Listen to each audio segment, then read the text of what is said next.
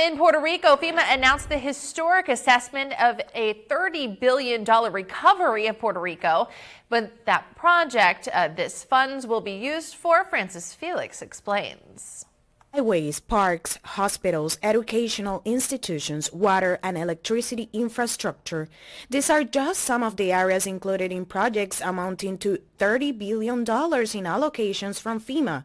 The assistance is destined for the reconstruction of Puerto Rico after the passage of Hurricane Maria to address these and other social and essential service facilities. Over 10,600 projects cover various categories under public assistance funds to address infrastructure, whose renovations will benefit the entire island, said FEMA.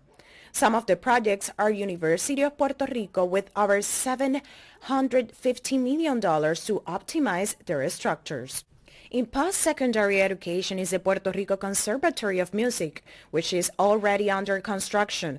Due to historical value, the facilities of the specialized public university had a damage assessment that addressed the reconstruction of a 19th century building to which FEMA allocated over $1.5 million. The Roberto Clemente Walker Stadium in Carolina is already receiving the public, following the allocation of nearly $18 million from the agency.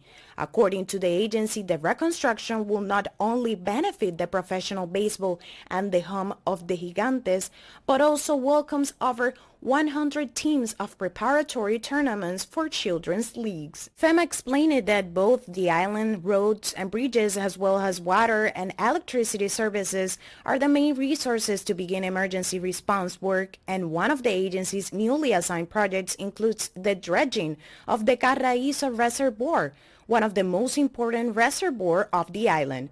At about $88 million, the funds for the Puerto Rico Aqueduct and Sewer Authority will allow the removal of some 2.6 million cubic yards of sediment from the reservoir. The Central Office for Recovery, Reconstruction and Resiliency is an ally in the efforts of moving forward permanent work.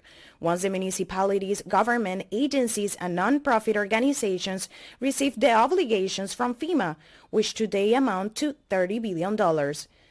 Given this, the Executive Director Manuel Lavoy from the Central Office for Recovery thanked the commitment of the Biden-Harris administration with Puerto Rico by supporting key initiatives that have allowed the start of permanent works. Reporting from San Juan, Puerto Rico, Frances Felix for One Caribbean News.